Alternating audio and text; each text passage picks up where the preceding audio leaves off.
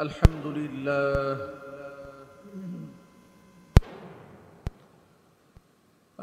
لله نحمده ونستعينه ونستغفره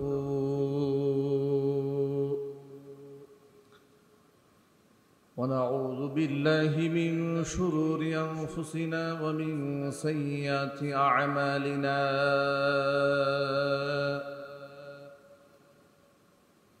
من يهده الله فلا مضل له ومن يضلله فلا هادي له ونشهد أن لا إله إلا الله وحده لا شريك له ونشهد أن سيدنا ونبينا وحبيبنا وشفيعنا ومولانا محمدا عبده ورسوله الذي أرسله بالحق بشيرا ونذيرا وداعيا إلى الله بإذنه وسراجا منيرا أما بعد فأعوذ بالله من الشيطان الرجيم بسم الله الرحمن الرحيم إن الله وملائكته يصلون على النبي يا أيها الذين آمنوا صلوا عليه وسلموا تسليما اللهم صل على محمد وعلى آل محمد كما صليت على إبراهيم وعلى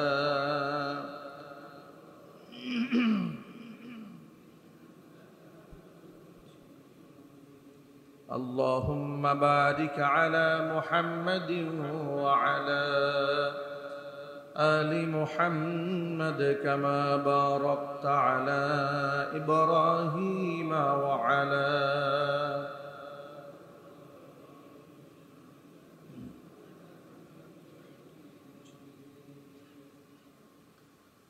মহান আল্লাহ রব্বুল আলামিনের দরবারে আলী শানে লাখ কোটি শুকরিয়া আদায় করছি যে মহান মুনিব তার মহান হুকুম জুমার নামাজ আদায় করার লক্ষ্যে আমাদেরকে তার ঘরে যথা সময়ে উপস্থিত হয়ে কোরআন সুন্নাহ থেকে আলোচনা করার, আলোচনা শোনার, তাসবিহ তাহলিল পাঠ করার সুযোগ করে দিয়েছেন। এজন্য আপনারা খুশি না বেজার?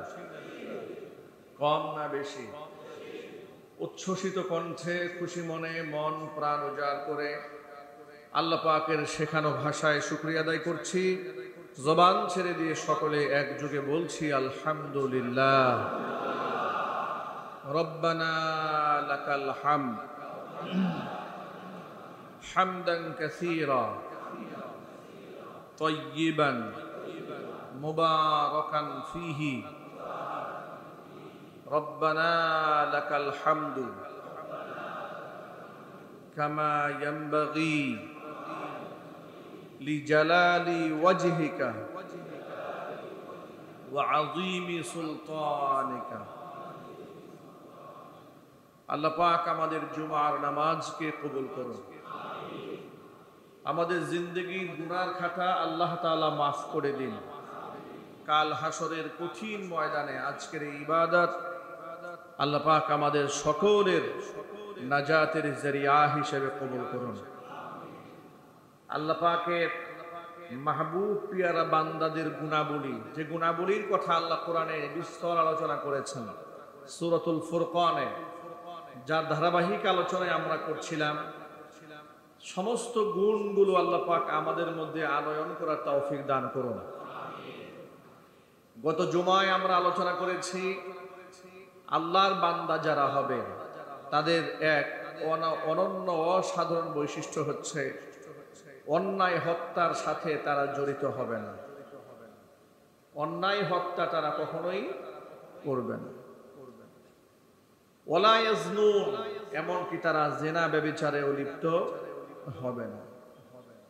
যদি কোনো মুমিন মুসলমান জিনা ব্যভিচারের মধ্যে লিপ্ত হয়ে যায়, কোনো ব্যক্তি যদি অন্যায় হত্যার মধ্যে শামিল হয়, তার শাস্তি এবং তার পরিণতি কত ভয়াবহ হবে এই ব্যাপারে কোরআন সুন্নাহর মধ্যে বিস্তর আলোচনা আছে।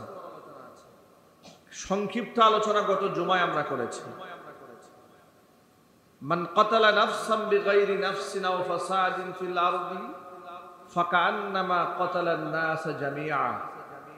কোন ব্যক্তি যদি অন্যায়ভাবে কাউকে হত্যা করে, সেজন্য একজন মানুষকে হত্যা করল না, সেজন্য গোটা জগতের সমস্ত মানুষকে হত্যা করে ফেলল। ওয়ামান আহইয়াহা ফাকান্নামা আহইয়ান নাস জামিআ।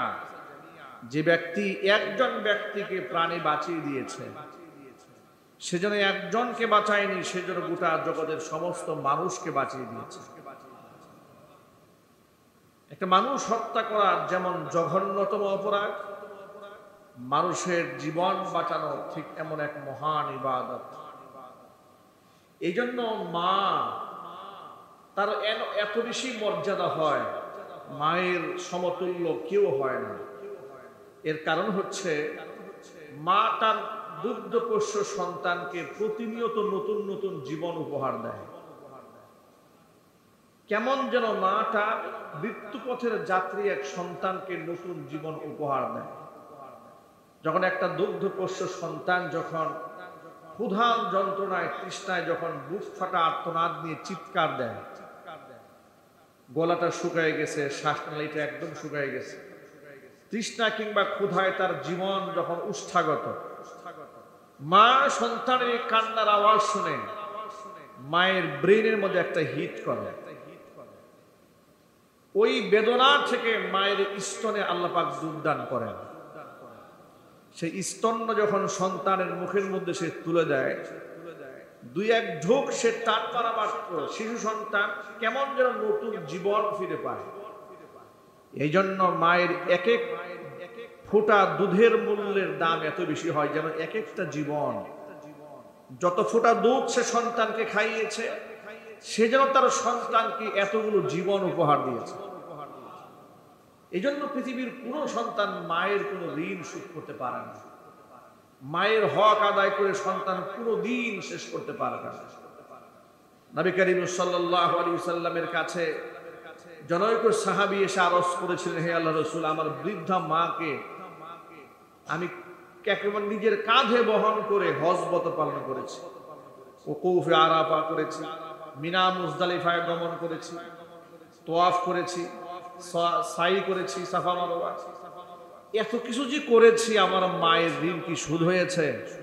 নবী করিম সাল্লাল্লাহু আলাইহি ওয়াসাল্লাম জবাবে বলেছেন, তোমার মা তুমি শিশু থাকা অবস্থায় তোমাকে স্তন্য দান করেছে, তুমি এতক্ষণ পর্যন্ত যা করেছো, এত সময় ধরে যা করেছো, এর বিনিময়ে এক ফোঁটা দুধের ঋণ এখনো শোধ করতে পারো না। আল্লাহু আকবার বলে। মা সন্তানকে শুধু দুধ খাওয়াননি, এক একটা জীবন উপহার দিয়েছে। এই জন্য মায়ের তুলনা কারো সাথে হয় না। মা মায়ের আসনে আসীন। বাবার চেয়েও মায়ের মর্যাদা আল্লাহ পাক আল্লাহ নবী সাল্লাল্লাহু আলাইহি ওয়াসাল্লাম কয় গুণ বাড়িয়ে দিয়েছেন? সবাই বলুন তো কয় গুণ? 3 গুণ বাড়িয়ে দিয়েছেন। সুতরাং মানুষ হত্যা করা জঘন্য মহাপাপ, মানুষকে জীবন দান করা, মানুষকে বেঁচে থাকতে সহযোগিতা করা, এটা বিরাট সওয়াবের কাজ। আল্লাহ রাব্বুল আলামিন এর পরে বলেন, ওয়ালা ইয়াজনুন, আমার বান্দা যারা অন্যায় হত্যার সাথে তারা জড়িত হয় না, এমনকি তারা জিনা ব্যভিচারে লিপ্ত হয় না। وَمَن يَفْعَلْ ذَلِكَ يَلْقَى أَثَامًا, কোন ব্যক্তি যদি এই কাজগুলো করে ফেলে, মান ইয়াফআল যালিকা ইয়ালকা আসামা, যদি কেউ অন্যায় হত্যা করে, কেউ যদি জিনা ব্যভিচার করে ইয়ালকা আসামা, সে কঠিন শাস্তি করে, কঠিন অন্যায় করে, আর এর জন্য তাকে চরম শাস্তি ভোগ করতে হবে। কি শাস্তি? আল্লাহ বলছেন ইউদাফ লাহুল আযাবু ইয়াওমাল কিয়ামাতি ওয়া ইয়াখলুদ ফীহি মুহানা। জাহান্নামের ভেতরে তাদেরকে শাস্তি প্রদান করা হবে কিয়ামতের দিন দ্বিগুণ। ওয়া ইয়াখলুদ ফীহি মুহানা, তারা সেখানে চিরকাল থাকবে লাঞ্ছিত অপমানিত হয়ে। কোন ব্যক্তি যদি অন্যায় হত্যার সাথে জড়িয়ে যায় তাহলে চিরকাল তাকে জাহান্নামের আগুনে পড়তে হবে, অপমানিত হয়ে লাঞ্ছিত হয়ে। তবে এই সমস্ত বক্তব্য শোনার পরে কোন হত্যাকারী, কোন খুনি তার মনের মধ্যে যদি অনুশোচনা জাগ্রত হয়, কোরআনে মাজিদ সে পন্থা বর্ণনা করে দিয়েছেন ইল্লা মান তাবা ওয়া আমানা ওয়া আমিলা আমালান সালিহা ফাউলাইকা ইউবাদদিলুল্লাহু সাইয়্যাতিহিম হাসানাত ওয়া কানাল্লাহু গফুরুর রহিমা। বান্দা যত বড় অন্যায় এবং অপরাধী হোক না কেন, বান্দা যদি গুনাহ করার পরে অনুশোচনায় ভোগে, তওবা করে, আমি আল্লাহর দিকে ফিরে আসে, নতুন করে ঈমান আনয়ন করে। আপনাদেরকে একটা মূল কথা বলে দেই, আমরা আল্লাহর উপর ঈমান আনার পরেও গুনাহ করতে করতে আমাদের ঈমানের স্তর কিন্তু হালকা হয়ে যায়। এই জন্য নবী করিম সাল্লাল্লাহু আলাইহি ওয়াসাল্লাম বলেছেন জাদ্দিদু ঈমানাকুম, তোমরা তোমাদের ঈমানকে নবায়ন করো, নতুন করো, রিনিউ করো। ঈমানকে নবায়ন করার কথা নবী করিম সাল্লাল্লাহু আলাইহি ওয়াসাল্লাম বলেছেন। এর দ্বারা বোঝা যায় ঈমান মাঝে মাঝে পুরাতন হয়, হালকা হয়ে যায়, দুর্বল হয়ে যায়। কথা বলতে হবে, ঠিক কিনা? আচ্ছা, ঈমানের অবস্থান কি সবসময় সমান থাকে? একটু যদি বলেন তো আপনারা, ঈমানী অবস্থান কি সবসময় সমান থাকে? ঈমানদার বান্দাদের এক এক সময় এক একটা হালাত হয়। জিহাদের ময়দানে মুজাহিদের যে ঈমান, আর সালাত ও তাহাজ্জুদের নামাজে দাঁড়িয়ে থাকার দুইজনের ঈমান, এটা কি সমান ঈমান? এটা কোনোদিন সমান নয়। এই ঈমান সমান নয়, এর জন্য মর্যাদাও সমান নয়। আপনি একটা কথা চিন্তা করেন, জিহাদের ময়দানে নামাজে দাঁড়িয়ে আছে, গুলি বর্ষণ হচ্ছে, যে কোনো মুহূর্তে আমার জীবনটা চলে যাবে, এমন শঙ্কা থাকা সত্ত্বেও নামাজ থেকে সরে যাচ্ছে না, এই একটা ঈমান। আর একটা ঈমান হচ্ছে একেবারে খুব কুসুমাস্তীর্ণ বিছানা, একেবারে ফুল সজ্জায় সজ্জিত, যেমন আমাদের এই মসজিদ, মসজিদে নববী, মসজিদে হারাম, কি সুন্দর করে সুসজ্জিত করা। পৃথিবীতে এত সুন্দর সুন্দর মসজিদ এখন হয়েছে যে মসজিদের মধ্যে ঢুকলে মনে হয় আমরা দুনিয়ার জান্নাতের মধ্যে ঢুকে গেছি, ঠিক কিনা বলেন? আমরা মালয়েশিয়া সফরে আমরা বেশ মসজিদগুলো ঘুরে ঘুরে দেখেছি। মাগরিবের সময় আমরা একটা মসজিদে নামাজ আদায় করেছি। সম্পূর্ণ কারুকার্যগুলো গ্রিন আর্কিটেকচারে করা হয়েছে, ডিজাইনগুলো সবকিছুর মধ্যে একটা সবুজের একটা স্ট্রাকচার রাখা হয়েছে। কার্পেটগুলো সবুজ কালারের, মার্বেলগুলো সবুজ কালারের, দেয়ালগুলো সবুজের দিয়ে করা হয়েছে, এমনকি তুর্কি আর্কিটেকচার দিয়ে ড্রয়িং করা হয়েছে। সবকিছুর মধ্যে একটা সবুজের ভাব আছে, খুবই চমৎকার। পুরো মসজিদে এসি করা। নামাজে ঢুকলাম, যখন মসজিদ ঢুকা মাত্র ভেতর থেকে এমন একটা ফ্লেভার আসলো, চমৎকার সুঘ্রাণ।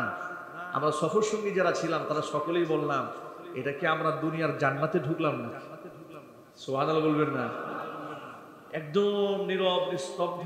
মুসল্লিদের এত সংখ্যা নাই সেখানে, তো দেশ অনেক বড়, মানুষের সংখ্যা কম, মুসল্লি কম। তো ঢোকার পরে মাগরিবের নামাজ আদায় করলাম। সাউন্ড সিস্টেম খুব উন্নত। ইমাম সাহেব খুব লম্বা আকরাতে মাগরিবের নামাজ পড়লেন। মাগরিবের নামাজে কোরআন শরীফের এক পৃষ্ঠা পড়লেন প্রথম রাকাতে, দ্বিতীয় রাকাতে আধা পৃষ্ঠা পড়লেন। আর তিলাওয়াতের কণ্ঠ এত সুন্দর, ওখানে আমাদের কাছে দাঁড়িয়ে মনে হচ্ছিল যে আমরা যেন মালয়েশিয়ায় দাঁড়ায় নাই, দাঁড়িয়ে আছি মসজিদে হারামে কিংবা মসজিদে নববীতে। এইভাবে উনি তিলাওয়াত করলেন। এরপরে আমাদের খুব শখ জাগলো, এত সুন্দর যিনি পড়েন, নামাজের পরে একটু সাক্ষাৎ না করলে তো ঠিক হয় না। নামাজের পরে উনি সালাম ফেরাবার পরে যত প্রকারের মাসনুন দোয়া আছে এই দোয়াগুলো সব তিনি পাঠ করলেন। লম্বা সময় দিলেন মুসল্লিদেরকে মাসনুন দোয়া পাঠ করার জন্য। এরপরে তিনি সম্মিলিত মোনাজাত করলেন। আমরা সকলেই মোনাজাতে শামিল হই। সুন্নত নামাজ আদায় হলো, মুসল্লিরা যার জায়গায় বসে আছেন, ইমাম সাহেব তালিম করার জন্য কোরআন শরীফ নিয়ে বসবেন।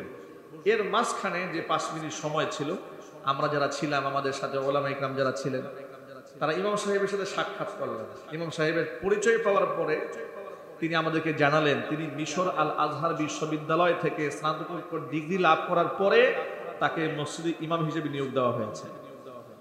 তিনি কেরাতের উপরে পড়াশোনা করেছেন, কেরাত শাস্ত্রের একজন ভালো কারি।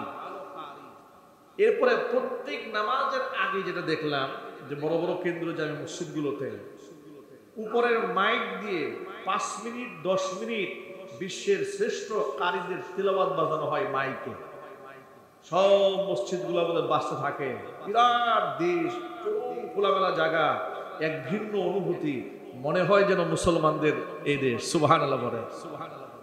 যে অভিজ্ঞতার কথা বলছি না, তো এই যে মসজিদে ঢুকলাম, ঢোকার পরে নামাজের যে তৃপ্তি, যে সৌন্দর্যতা, আলহামদুলিল্লাহ আপনাদের এখানকার যারা দায়িত্বশীল আছেন এই মসজিদের, মাশাআল্লাহ, আল্লাহ পাক তাদের মনটাও কত সুন্দর করে দিয়েছেন। দেখেছেন বাংলাদেশের মধ্যে যতগুলো মসজিদ আছে মনোরম পরিবেশ, তাদের মধ্যে ডিআইটি প্রজেক্ট একটা মসজিদ।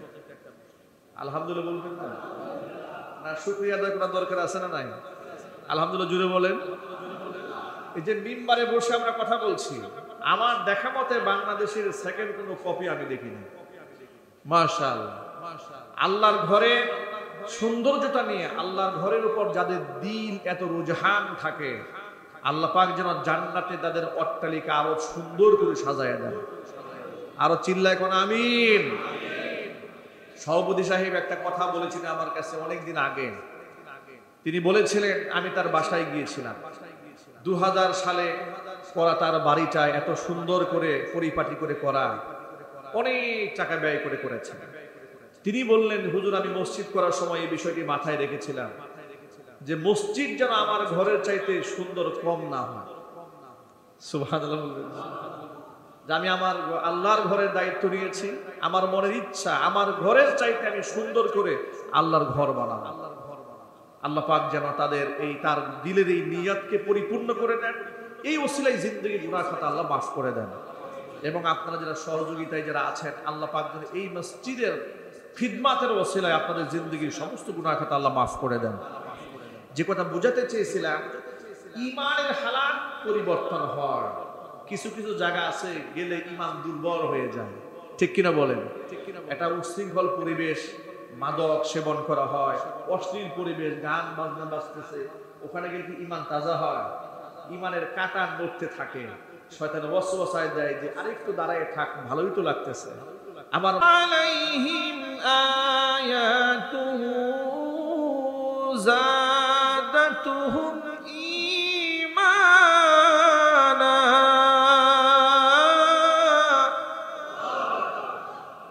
ইন্নামাল মুমিনুনা আল্লাযীনা ইযা যুকিরাল্লাহ, নিশ্চয় প্রকৃত ঈমানদার যারা, যখন তাদের সামনে আমি আল্লাহর জিকির করা হয়, ওয়াজিলাত কুলুবুহুম, তাদের অন্তরটা বিগলিত হয়ে যায়, মোমের মতন গলে একেবারে নরম হয়ে যায়। ওয়া ইযা তুলিয়াত আলাইহিম আয়াতুহু যাদাতুহুম ঈমানা, আমার আয়াত যখন তাদের সামনে তেলাওয়াত করা হয়, তাদের ঈমানটা বৃদ্ধি পেয়ে যায়। যাদাতুহুম ঈমানা, কোরআনে কারীমের এই আয়াত প্রমাণ করে মানুষের ঈমান কখনো বাড়ে কখনো কমে। কোরআন শরীফের আয়াত শুনলে মানুষের ঈমান বেড়ে যায়। যদি বলেন সুবহানাল্লাহ। ভাইরা আমার, আল্লাহ পাক বলেন ইল্লা মান তাবা, অন্যায় হত্যা যদি কেউ করে, জিনা ব্যভিচার যদি কেউ করে, তাহলে ইউদাফ লাহুল আযাব, দ্বিগুণ শাস্তির সম্মুখীন তাদের হতেই হবে। তবে ইল্লা মান তাবা, তবে কোনো ব্যক্তি যদি তওবা করে ফেলে, ওয়া আমানা, ঈমান আনয়ন করে, ওয়া আমিলা আমালান সলিহা, বান্দা যদি নেক কাজ করে, ফাউলাইকা ইউবাদদিলুল্লাহু সাইয়্যাতিহিম হাসানাত, বান্দা বিগত জীবনে যত গুনাহ করেছিল ওই গুনাহগুলোকে আমি আল্লাহ পাক পরিবর্তন করে নেক দ্বারা ভরপুর করে দেব। মজার ব্যাপার লক্ষ্য করেন, 10 বছর 20 বছর বান্দা গুনাহ করেছে, আমলনামার মধ্যে কালিমা পড়ে গেছে, তওবা করলে আমলনামা আল্লাহ পাক জিরো বানায় দিবেন না, বরং গুনার জায়গায় আল্লাহ পাক নেকি দ্বারা ভরপুর করে দিবেন। আল্লাহ পাকের কত দয়া, আল্লাহ পাকের কত মায়া। আমি 10 বছর গুনাহ করলাম, আমলনামার মধ্যে নেক নাই, শুধু গুনাহ গুনাহ। কিন্তু আমি তওবা করলে, এমন তো ছিল যে আমি তওবা করেছি, এখন আমার আমলনামার মধ্যে গুনাহও নাই নেকিও নাই, সমান সমান মাইনাস হয়ে যাবে। কিন্তু আল্লাহ পাক বান্দাকে মাইনাসে রাখবেন না। আল্লাহ পাক বান্দার তওবার বদৌলতে যে আমলনামার মধ্যে যে সময়টাতে গুনাহ লেখা ছিল, প্রত্যেকটা জায়গার মধ্যে আল্লাহ পাক ভরপুর সওয়াব দিয়ে পরিপূর্ণ করে রেখে দিবেন। বান্দার উপরে আল্লাহ পাকের এমন দয়া, এমন মায়া। কিন্তু প্রতিনিয়ত এই বান্দাগুলো সেই মহান আল্লাহকেই ভুলে থাকে। ঠিক কিনা বলেন? যে আল্লাহ বান্দাকে এত ভালোবাসেন, প্রতিনিয়ত বান্দা সে আল্লাহকেই ভুলে থাকে। এরপর আল্লাহ পাক বলছেন, ওয়া কানাল্লাহু গফুরার রাহিমা, নিশ্চয় আমি আল্লাহ ক্ষমাশীল, অতীব দয়ালু। হত্যা করার মতো জঘন্য গুনাহ করলে আল্লাহ যে বান্দাকে তওবা করলে মাফ করে, এমন একটা বিখ্যাত হাদিস তো বুখারী শরীফে আছে, আপনারা শুনেছেন। নবী করিম সাল্লাল্লাহু আলাইহি ওয়াসাল্লাম একটি হাদিস বলেছেন, বনু ইসরাইল সম্প্রদায়ের কোন এক ব্যক্তি, জনৈক ব্যক্তি 99টা মানুষ হত্যা করার পরে, এর মানে সে ছিল সিরিয়াল কিলার, একবার ধারাবাহিক সে মানুষ খুন করত। 99 জন মানুষ হত্যা করার পরে তার মধ্যে অনুশোচনা এসেছে যে আমি যে এত অন্যায় করলাম, পাপাচার করলাম, আল্লাহ কি আমাকে মাফ করবে? মনের মধ্যে একটা অনুশোচনা এসেছে। অনেক সময় হয় না এরকম? হাজারো অন্যায় করার পরেও তো যেহেতু জন্মগত ঈমান দিয়ে দুনিয়াতে এসছে, তার একটা ঈমান ভিতরে বাঁচতে থাকে, অনুশোচনায় সে ভুগতে থাকে। তার মধ্যে অনুশোচনা এসেছে, আমি যদি তওবা করি আল্লাহ কি আমাকে মাফ করবেন? এই চিন্তা চেতনা নিয়ে ঘর থেকে বান্দা বের হয়েছি। রাস্তার মধ্যে পথিমধ্যে এক আবেদের সাথে তার দেখা। আবেদকে জিজ্ঞেস করেছে, ও আল্লাহর বান্দা, তুমি তো আল্লাহর ইবাদত করো? বলে, হ্যাঁ। আমি আমার জীবনে 99টা মানুষ হত্যা করেছি, আল্লাহ পাক কি আমার জন্য তওবার দরজা খোলা রেখেছেন নাকি? আবেদ বলে, বান্দা, আল্লাহ যদি তোমার মতো বান্দাকে ক্ষমা করে তাহলে আল্লাহ জাহান্নামে দিবে কাকে? তোমার মতো ব্যক্তির ক্ষমা নাই। এত বড় অন্যায় করার পরে কেমনে আল্লাহ এমন অন্যায়কারীকে ক্ষমা করে দেবেন? এই কথা শোনা মাত্র তার মনের মধ্যে আরো আঘাত লেগেছে। সে তাকে বলে ফেলল, আল্লাহ যেহেতু আমাকে ক্ষমা করবে না, তুমি যেহেতু আমার মনের মধ্যে আঘাত দিয়ে ফেলেছো, যেহেতু আমাকে জাহান্নামে পুড়তেই হবে, তোমার বেঁচে থেকেও কোনো লাভ নাই। ওরও মেরে ফেলছে। কেন? ও যে বলেছে তুমি জাহান্নামে যাইবা, এই কথা বলে তোর মেজাজ খারাপ হয়ে গেছে। জাহান্নামে তো আমি একটাও যাবো, অন্যও যাবো, তো জাহান্নামে যেহেতু যাবো তো তোরে মেরেই যাবে। ওরেও মেরে ফেলছে। এখন 100টা পূর্ণ করেছে। কয়টা হয়ে গেল? 100টা হত্যা করার পরে কিন্তু বিছানায় শুয়ে তো ঘুম নাই, অনুশোচনায় তাকে কুড়ে কুড়ে খাচ্ছে, তাকে ভেতর থেকে তাকে শেষ করে ফেলছে।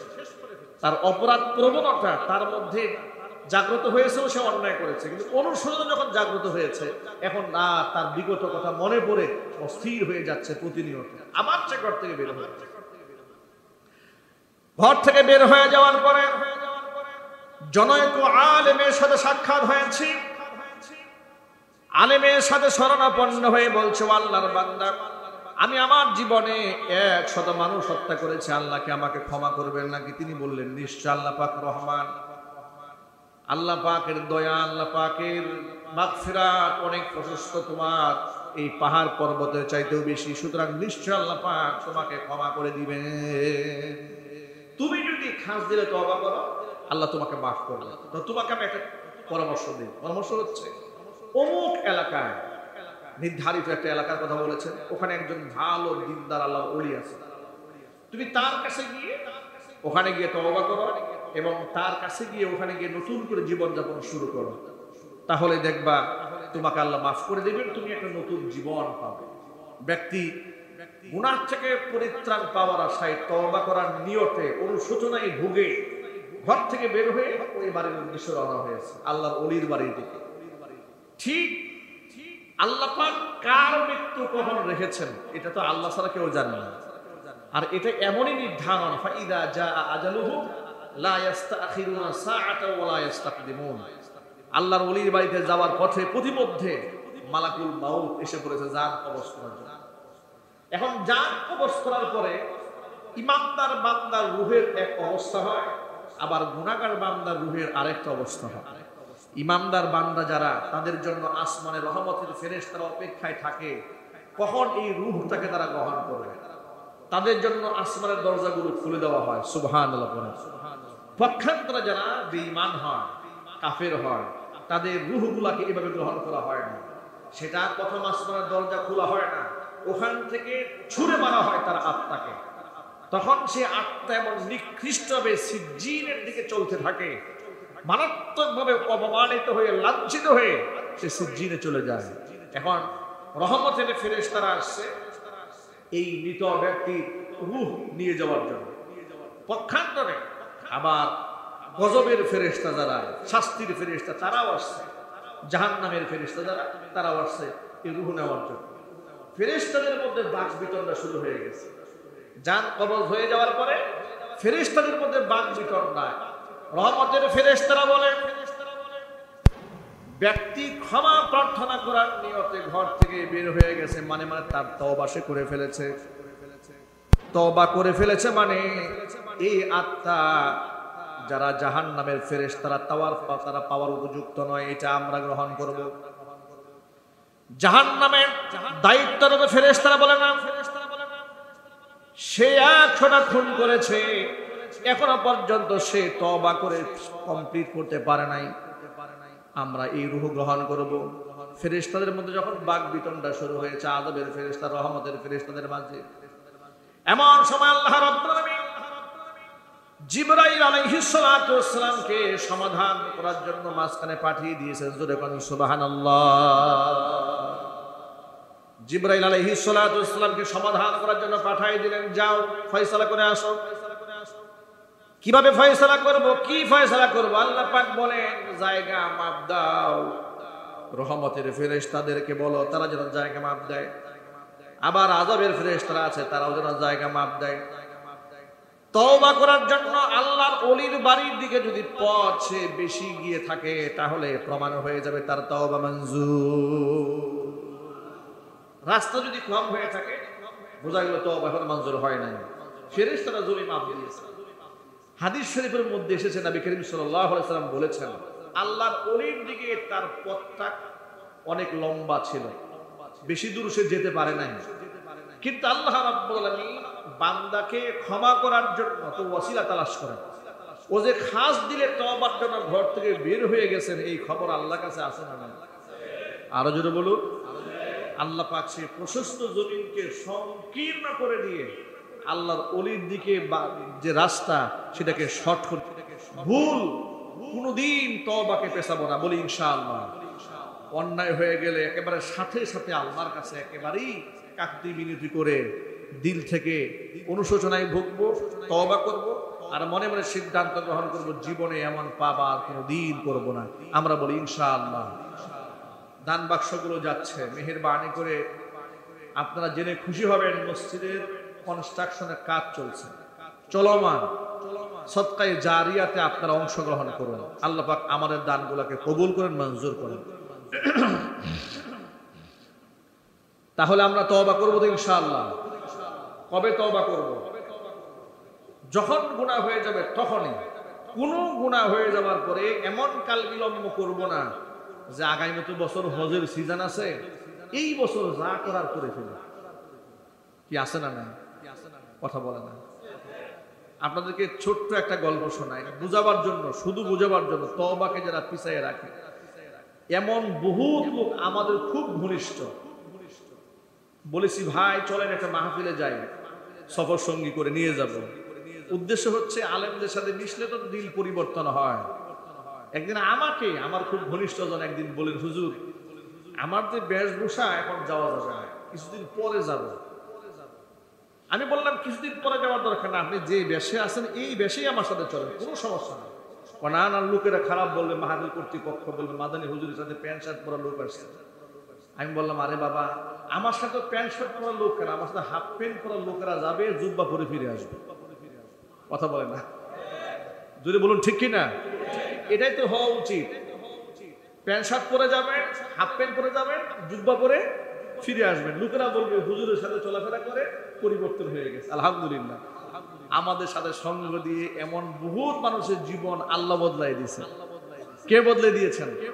আল্লাহ বদলে দিয়েছেন। তাদের চেহারা সুরত দেখলে আপনি মনে করবেন শাইখুল হাদিস, কিন্তু জীবনে মাদ্রাসায় পড়ে নাই, কিন্তু চেহারা সুরত বেশভূষা আমল আখলাক সব আল্লাহ চেঞ্জ করে দিয়েছে। সুতরাং আমি এক ভাইকে বললাম চলেন আমাদের সাথে, তিনি বললেন না হুজুর এখন যাওয়া যাবে না। বললাম কেন? আপনাদের সাথে গেলেই তো কদিন পরে সব চেঞ্জ হয়ে যায়, আমি এত তাড়াতাড়ি চেঞ্জ হতে চাচ্ছি না। দেখেছেন এর মন মানসিকতা কেমন? সে সরাসরি বলে না, সে বলছে আপনার সাথে গেলেই তো দেখি যে অনেকেই চেঞ্জ হয়ে গেছে, অমুকে চেঞ্জ হয়ে গেছে, তমুকে চেঞ্জ, কয়েকজন নাম বলে ফেলবে, যেগুলো আমাদের সাথে চলতো এখন সব লম্বা লম্বা দাড়িওয়ালা টুপিওয়ালা বুজুর্গ হয়ে গেছে। আমি এত তাড়াতাড়ি বুজুর্গ হতে চাই না, কিছুদিন পরে যাক না, কিছুদিন। নাউজুবিল্লাহ পড়েন। এই মেন্টালিটি মনের মধ্যে রাখা যাবে না, কারণ আল্লাহ না করেন আমার যদি কবিরা গুনাহ হালাতে যদি মৃত্যু হয়, নাউজুবিল্লাহি মিন যালিক, কুফরি হালাতে মৃত্যু হয়, ঈমান ছাড়া অবস্থায় মৃত্যু হয়, আমার এই ছোট্ট দুনিয়া এটা শেষ, পরকালটা আমি শেষ করে দিলাম। এই জন্য তওবাকে কোনো ক্রমে আমি পেছাবো না, আমার মৃত্যু যে কোনো মুহূর্তে হয়ে যেতে পারে। আল্লাহ যেন আমাদেরকে খালেস দিলে তওবা করার তৌফিক দান করেন, জোরে বলেন আমিন। আল্লাহ পাক এরপরে বলছেন وَمَنْ تَابَ وَعَمِلَ صَالِحًا فَإِنَّهُ يَتُوبُ إِلَى اللَّهِ مَتَابًا। যদি কোনো ব্যক্তি তাবা তওবা করে, ওয়া আমিলা সলিহান ভালো কাজ করে, ফাইন্নাহু ইয়াতুবু ইলাল্লাহি মাতাবা, সেই ব্যক্তি পরিপূর্ণভাবে আল্লাহর দিকে ফিরে আসবে আর আল্লাহকে সে তওবা গ্রহণকারী হিসেবে পাবে। সুবহানাল্লাহ, আল্লাহকে সে পরিপূর্ণ তওবা গ্রহণকারী হিসেবেই পাবে।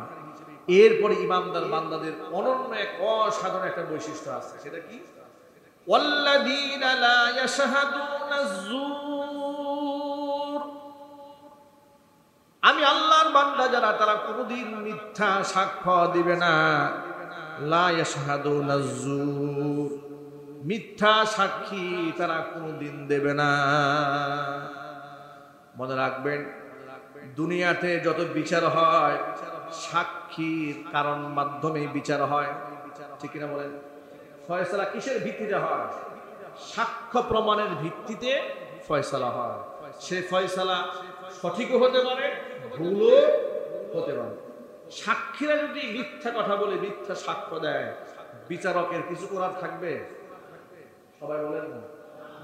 বিচারক নিজেও যদি জানে সত্য ঘটনা কিন্তু সাক্ষী নাই, উনি এখন হাকিম, আদালতে বসে আছেন, যারা সাক্ষী প্রমাণ দিচ্ছেন সব মিথ্যা কথা বলছেন, তার কিছু করার থাকবে? করার যে কিছু থাকে না। আপনাদেরকে একটা হাদিস শোনাই। নবী করিম সাল্লাল্লাহু আলাইহি ওয়াসাল্লামের এই ব্যাপারে একটা বিখ্যাত হাদিস আছে। আল্লাহর হাবিব সাল্লাল্লাহু আলাইহি ওয়াসাল্লাম বলেছেন, সাহাবীদেরকে উদ্দেশ্য করে, সাহাবীরা শোনো, ইন্নামা আনা বাশারুন, আমি একজন মানুষ। নবীজি সাল্লাল্লাহু আলাইহি ওয়াসাল্লাম নিজে কি বলেছেন? সবাই বলেন না আপনারা? আবার বলেন। আল্লাহর নবী সাল্লাল্লাহু আলাইহি ওয়াসাল্লাম বলছেন, ইন্নামা আনা বাশারুন, আমি একজন মানুষ। ওয়া ইন্নাকুম তাখতাসিমুনা ইলাইয়া, তোমরা আমার কাছে মামলা দায়ের করো, বিভিন্ন সময় বিচার আচার আমার কাছে নিয়ে আসো। ওয়া লাআল্লা বা'দাকুম আন ইয়াকুনা আলহানা বিহুজ্জাতিহি মিন বা'দিন, বিচার আচার যারা নিয়ে আসো তাদের মধ্যে এমন কিছু কিছু ব্যক্তি আছে উপস্থাপনার শক্তি কারো চেয়ে কারো বেশি। এমন অনেক মিথ্যাবাদী সমাজে আছে, সত্যবাদী এত সুন্দর করে সত্য কথা বলতে পারে না, ওই মিথ্যা কথা এত সুন্দর সাজায় বলতে পারে। সমাজে আছে না নাই? তার মিথ্যা শুনলে আপনি মনে মনে চিন্তা করবেন এর চাইতে সত্য পৃথিবীতে আর নেই, কিন্তু এর মিথ্যা শুনে ইবলিস শয়তানও কান্দে। ঠিক কিনা বলেন? নবী করিম সাল্লাল্লাহু আলাইহি সাল্লাম এই কথা বলছেন যে তোমাদের মধ্যে এমন কিছু লোক আছে ওয়ালাআল্লা বা'দাকুম আইয়াকুনা আলহানা বিহুজ্জাতিহি মিন বাদিন, দলিল প্রমাণ সাক্ষ্য প্রমাণ পেশ করতে গিয়া দেখা যায় কেউ খুব পারদর্শী, আর আমি ওয়াকদি লাহু আলা নাহবি মা আসমা, আমি যা শুনি দলিল প্রমাণ সাক্ষী প্রমাণের ভিত্তিতে আমি সেই ফয়সালা করি। কিন্তু মনে রাখবে, কোন মিথ্যাবাদী আমার সামনে যুক্তি তর্ক কিংবা দলিল আদিল্লার দিক থেকে প্রমাণ পেশ করলো, আর তার প্রমাণ শুনে আমি তার সপক্ষে রায় ঘোষণা করছি, কিন্তু সে তো জানে আমি মিথ্যাবাদী। কথা বলে না কেন? সে নিজে জানে না যে মিথ্যা বলছে, সে জানে না। নবী করিম সাল্লাল্লাহু আলাইহি ওয়াসাল্লাম এবার কি বলে শোনেন, ওয়া আকদি লাহু আলা নাহবি মা আসমা ফামান কাদাইতু লাহু মিন হাক্কি আখিহি শাইআন ফালা ইয়াখুদ, যদি আমি মিথ্যা সাক্ষী প্রমাণদাতার সাক্ষ্য প্রমাণ শুনে মানুষ হিসেবে তার পক্ষে আমি রায় দিয়ে দিই, খবরদার সে যেন ফালা ইয়াখুদ, আমার সেই রায় গ্রহণ করে সে যেন তার ভাইয়ের হক নষ্ট না করে। আমি তার পক্ষে রায় দিলেও সে যেন সেটা গ্রহণ না করে। কেন?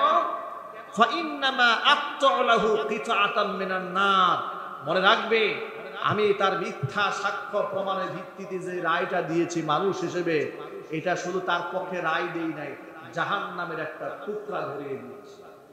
সে যদি এটা যদি সে হজম করে, আর সে যদি নিজে খুব জ্ঞানী এবং পণ্ডিত মনে করে যে আমার চতুরতা দিয়া আমি একটা মিথ্যা মামলায় রায় পেয়ে গেছি, তাহলে সে নিজের পেটে জাহান্নামের আগুন গিলবে, চিৎকার দেয়া করে নাউযু বিল্লাহি মিন যালিক।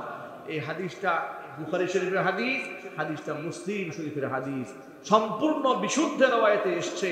নবী করিম সাল্লাল্লাহু আলাইহি ওয়াসাল্লাম বলেছেন, আমি মানুষ হিসেবে সাক্ষ্য প্রমাণের ভিত্তিতে বিচার করে দেই, কিন্তু ছলছাতুরি করে আমার পক্ষ থেকে কেউ যদি রায় নিয়েও যায়, অন্তত পক্ষে যে ছলছাতুরি করেছে সে যেন তার ভাইয়ের হক নষ্ট না করে। হক নষ্ট যদি সে করে, মনে রাখবে সে জাহান্নামের আগুন ভক্ষণ করবে, চিৎকার দেয়া করে নাউযু বিল্লাহি মিন যালিক। আজকে এই সমাজে মিথ্যা সাক্ষী আছে না নাই? কম না বেশি? মিথ্যা মামলা আছে না নাই? মিথ্যা মামলা এত বেশি, আলেম জালেম এগুলা বিচার করা হয় না।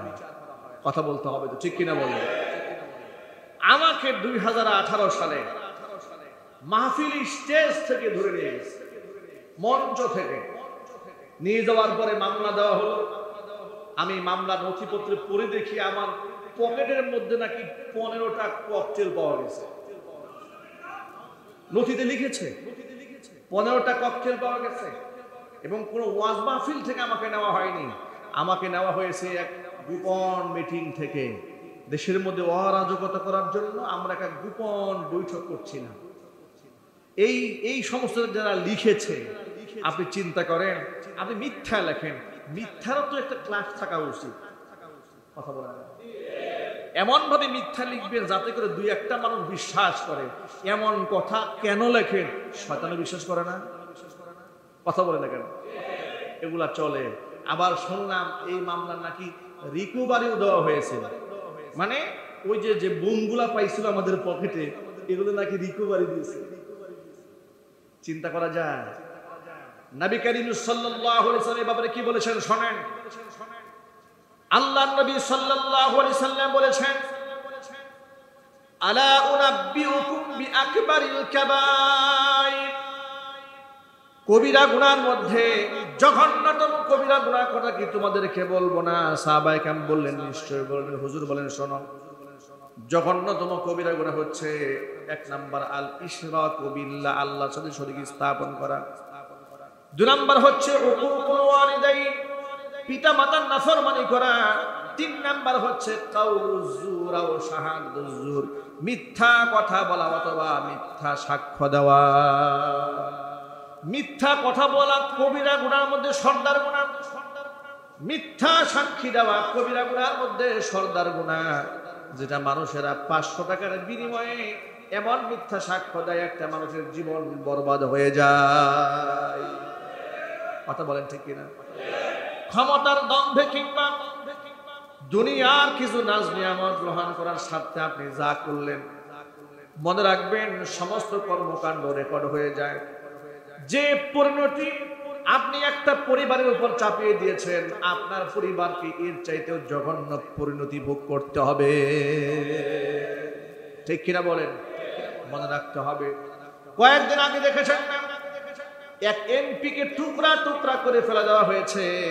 এমপির টুকরা করার সংবাদ পত্রিকায় আসার পরে দেশের লোকেরা আনন্দে মেতে উঠেছে।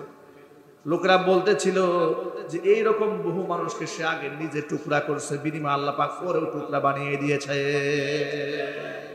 সকলকে মনে রাখবেন, এই কথাটা মূলনীতি আকারে মনে রাখবেন। প্রত্যেকটা কর্মকাণ্ড আল্লাহর কাছে রেকর্ড হয়ে যায়, আর পাপের প্রায়শ্চিত্ত দুনিয়া এবং আখিরাতে আপনাকে ভোগ করতে হবে।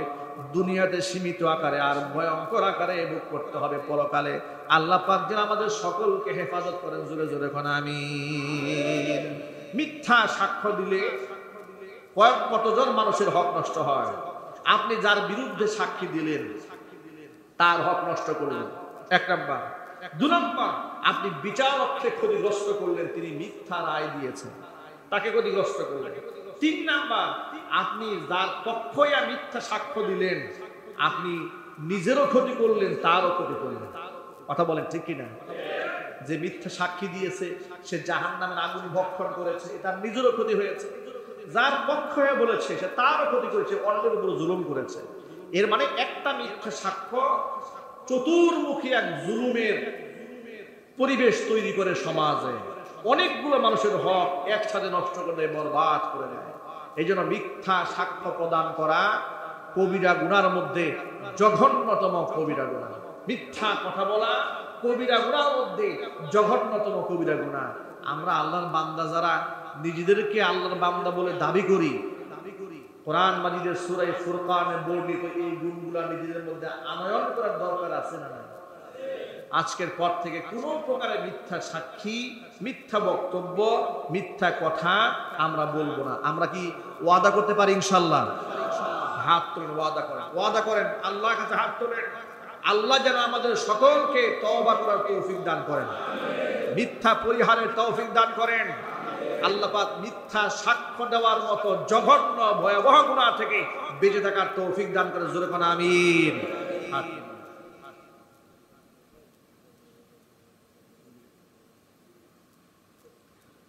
সুতরাং ওয়াল্লাযীনা লা ইয়াশহাদুনা যুর, এটা হচ্ছে ঈমানদার বান্দাদের অন্যতম বৈশিষ্ট্য। আল্লাহ পাকের বান্দা তারা মিথ্যা সাক্ষ্য দেবে না, মিথ্যা কথাও বলবে না। ওয়া ইযা মাররু বিল লাগযি মাররু কিরামা, তাদের আরেকটা বৈশিষ্ট্য হচ্ছে যদি এমন কোন পরিবেশ যেখানে দেখে, যেখানে হট্টগোল হচ্ছে, সেখানে মারামারি হচ্ছে কিংবা কাটাকাটি হচ্ছে, অন্যায় মারামারি, অন্যায় কাটাকাটি কিংবা গুনার পরিবেশ, জঘন্যতম খারাপ পরিবেশ, যেখানে একটু বসলে নিজের গুনার মধ্যে জড়িয়ে যাওয়ার সম্ভাবনা আছে, অহেতুক কথার মধ্যে ডুবে যাওয়ার সম্ভাবনা আছে, গীবত শিকায়েতের আড্ডা জমেছে, দেখবেন মানুষের দুশ্চর্চার মধ্যে যে এত মজা, ঘি দিয়ে ভাত খাইলে এত মজা লাগে না, গীবত করলে যত মজা লাগে, ঠিক না? মানে অন্যের দোষ শোনা খুব মজা লাগে, নিজের কাছে খুব তৃপ্তি তৃপ্তি লাগে। অন্যের দোষ শোনার সময় নিজেকে একটু বাজায় নেবেন, আচ্ছা আমি যে অন্যের দোষ শুনে এত পুলকিত হচ্ছি, এই দোষগুলা তো আমার মধ্যেও আছে, ঠিক কিনা? যে লোকটা অন্যের সমালোচনা আমার কাছে করে, সুযোগ পেলে সে আমার সমালোচনা অন্যের কাছে করে।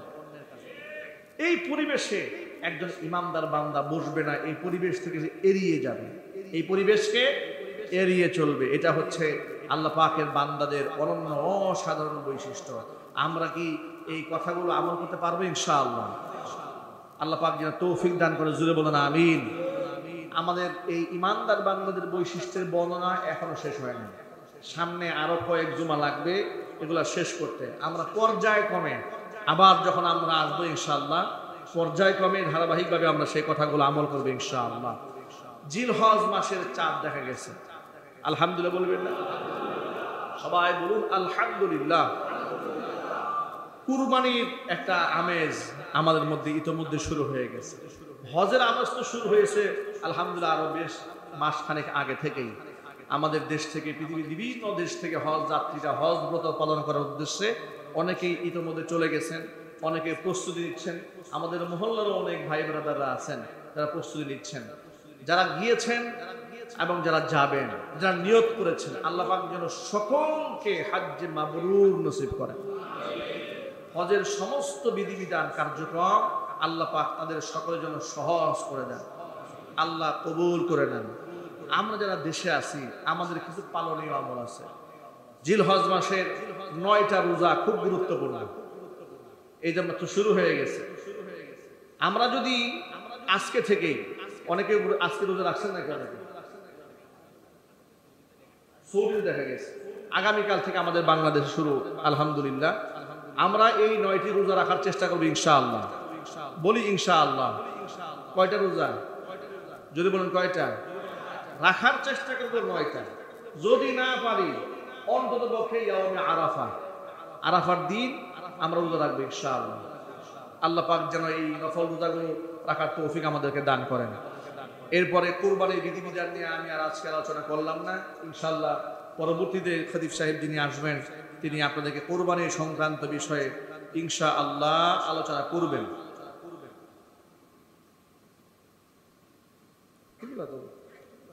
বলে দিয়ে কুরবানির যে সমস্ত মাসআলা মাসাইল গুলো আছে, মাসআলা কুরবানির বিধান আমাদের জন্য ওয়াজিব। সংক্ষিপ্ত পরিসরে কিছু কথা বলে দিই। কুরবানির বিধান আমাদের জন্য কি, কার জন্য ওয়াজিব? সবার জন্য।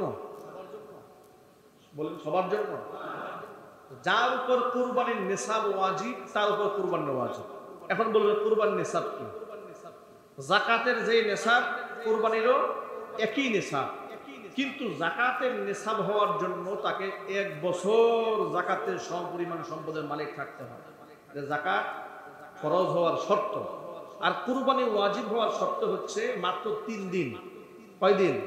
মাত্র 3 দিন যদি সে ব্যক্তি আপনার এই জিলহজ মাসের 10, 11, 12 এই 3 দিন যদি সেই ব্যক্তি এই যাকাত সমপরিমাণ নেসাবের মালিক থাকে, অর্থাৎ 7.5 তোলা স্বর্ণ অথবা 52.5 তোলা রূপা, এই সমপরিমাণ সম্পদ কিংবা তার সমমূল্যের মালিক থাকে, তার উপর যে অনেক ফজিলতপূর্ণ আমল। একদিক থেকে তো নবী করিম সাল্লাল্লাহু আলাইহি ওয়াসাল্লাম এই ব্যাপারে বলেছেন, সাহাবায়ে কেরাম জিজ্ঞেস করেছেন যে এটা কিসের কুরবানি?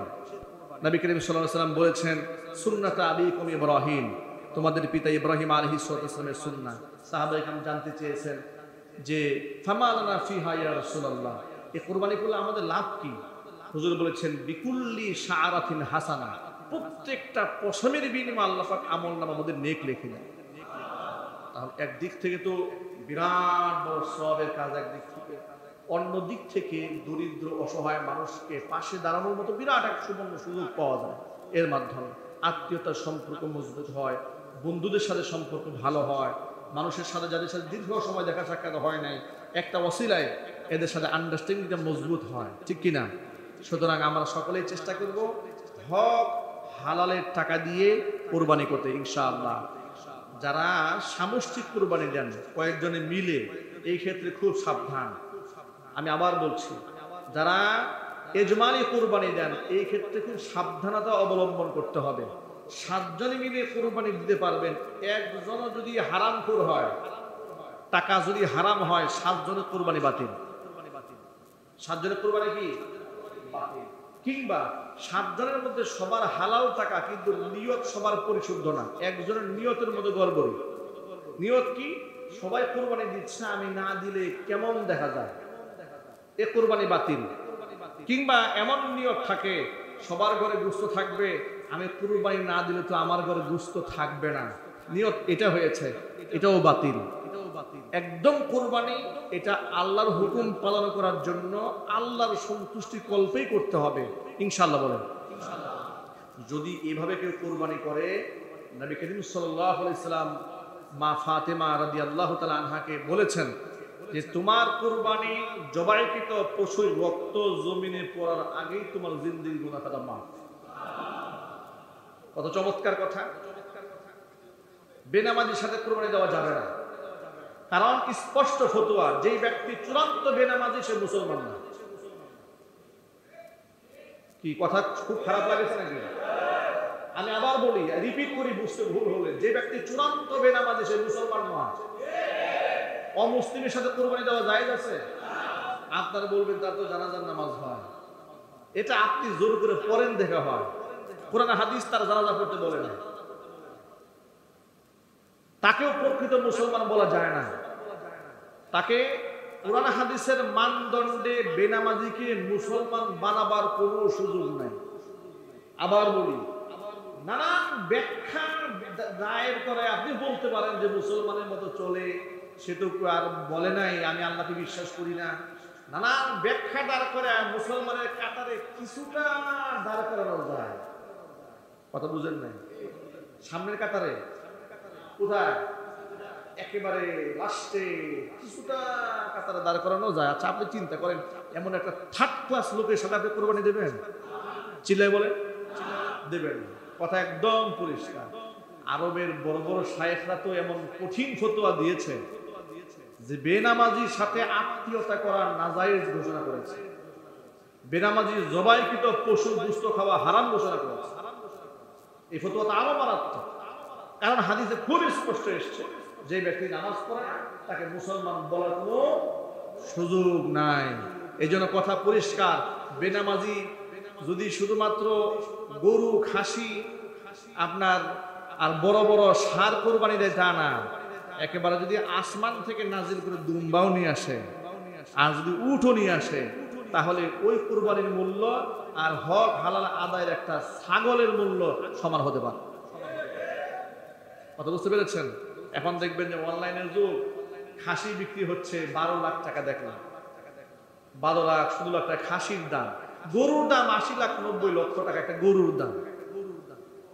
আবার এটা কি বলা হচ্ছে, অনলাইনে খুব প্রচার করা হচ্ছে। আল্লাহ যদি আপনাকে সামর্থ্য দিয়ে থাকেন, আপনি কত টাকা দিয়ে কিনবেন এটা আপনার মনের ব্যাপার। আমি বলবো না তার মনের নিয়ত খারাপ, এটা মনের নিয়ত একমাত্র কে জানেন? আল্লাহ পাক ভালো জানেন। কিন্তু বিগত জীবনের কর্মকাণ্ড দেখে তো আন্দাজ করা যায়।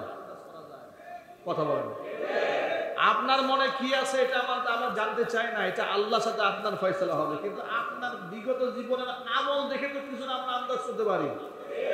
আপনি মসজিদে নামাজও পড়তে আসেন না, 80 লক্ষ টাকা গরু কুরবানি দেন, কেন যে দেন এটা জাতি বুঝে ফেলেছে। সুতরাং বেনামাজি কয় কোটি টাকা দিয়ে গরু দিয়েছে আপনার দেখার কোনো দরকার নাই, এবং চেষ্টা করবেন বেনামাজির কোরবানির গোশত আপনি না খেতে। আমি আবার বলি, আপনি চেষ্টা করবেন, আপনি যদি শিওর হন এই লোকটার নামাজের সাথে কোনো সম্পর্ক নাই, মসজিদে আসে না, ধারে কাছেও নাই, কিন্তু কোরবানি আসছে, কোরবানি দিচ্ছে, আপনি ওর গরুর গোশত খাইতে যাবেন না, কারণ এর গরুর গোশতে সন্দেহ আছে। না সন্দেহ নাই? যথেষ্ট সন্দেহ আছে। আল্লাহ রাব্বুল আলামিন আমাদের সকলকে বেনামাজি হওয়ার মতো কুফরি গুনাহ থেকে বেঁচে থাকার তৌফিক দান করেন। আল্লাহ রাব্বুল আলামিন আমাদের কুরবানিকে কবুল করেন, কুরবানির সমস্ত কার্যক্রমগুলো আল্লাহ পাক সহজ করে দেন। আমিন। ওয়া আখিরু দাওয়ানা আলহামদুলিল্লাহি রাব্বিল আলামিন। ক্বাবলাল জুমআ।